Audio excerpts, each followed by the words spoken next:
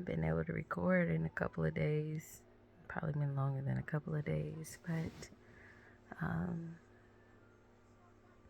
Monday was my official last day of going into the office, and I tried to talk to my boss. I feel like I needed to have another conversation, or at least a conversation, because we hadn't talked since I put in my 2 weeks notice, and I just felt like that wasn't right. I feel like as a employee, or someone that you work with, you always should have that exit interview or something. Like whenever you're leaving or in transition, you should always talk to the person, because you never know, like your heart could change, or there could be some clarity or some questions. But my boss was too busy, and so to me that was another clear indicator that I made the right choice. Today was a crazy day, but it was a beautiful day. All my family's here, and it's just beautiful to have them all together and see all my kids, and just be here, because someone is not here. I think in my family, yesterday my great uncle passed away, so it's really devastating. But I believe he lived a full life. I think he turned 80 this year, so I know he lived a full life, or he was close to 80.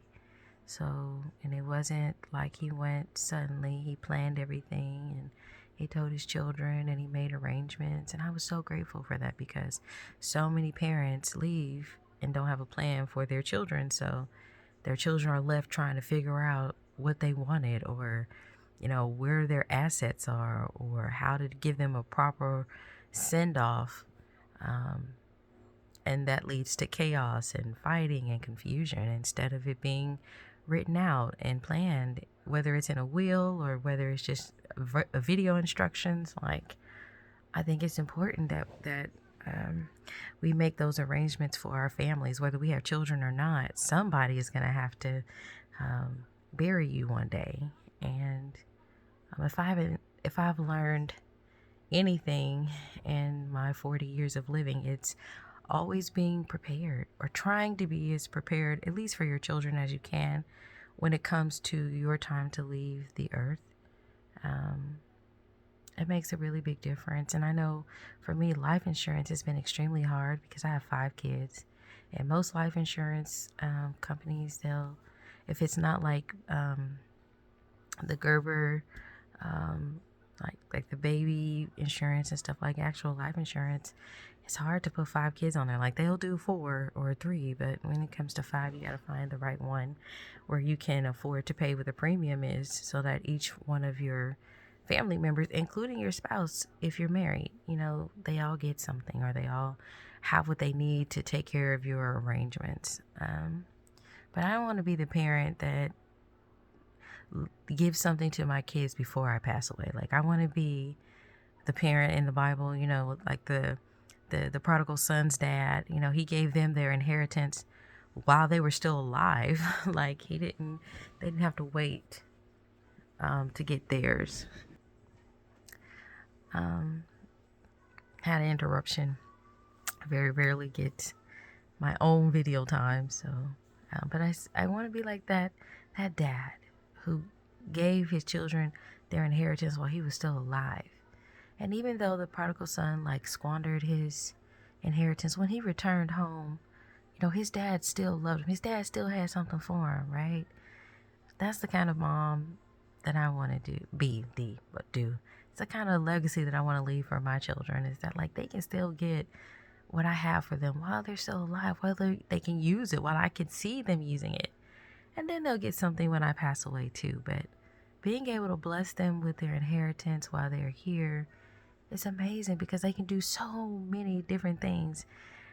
Some of them will probably squander it, but for the most part, they'll be able to live a life without a whole lot of challenges. You know, they'll still face different things, but finances won't be one of those things. And that's something that I think that you learn after 40, is that you wish that your parents wouldn't have waited, or are not trying to wait, or just give you what they can give you, right? So that you can be better off. Like, so you wouldn't maybe be in debt, or you wouldn't have a mortgage, or, those things that keep you from living the fullness of your life. Like, you wouldn't have to struggle, and you'd be able to enjoy your family, because your parents made sure that you at least had a great start, I work as an independent beauty consultant for Mary Kay, and that's one of the things that I really love, is they give you so much information, but when you come in as a new consultant, like, they give you this thing that's called a great start, and it gives you all the information that you need and all the help that you can, do. They give you everything except for the clients, right? That's your job. But they want you to get off to a great start. And I wish and I hope, as I continue to grow and get older, that, when my kids get 21, I am not going to 18. I'm not going there. When they turn 21, I want to be able to just give them their inheritance, something special that they can use to kick their life off to a great start. So I hope they choose to go to school, or choose a trade, or even if they go to the military or get a job. Once they turn 21, which to me really is the age of accountability in our country. Biblical times, it's 20 years old. But once they reach 21, I want to bless them with something that can help them, further their life or their business or their plan, to help them be the best that they can be, to help them have that great start. So I think that's all I have. That's like my talk for the day. Like, I know that for me, I am going in uncharted territory, but I'm really excited because I do have other things that I can do, and other places where I can grow, where I'm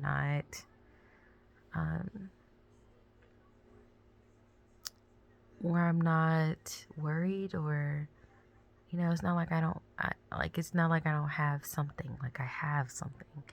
And I believe that God has been cultivating me to step out and do something on my own for a long time. I've just been afraid and been wrapped up in, chasing a dream that probably I've never achieved. So, at least not that way. But with His help, I know that I will.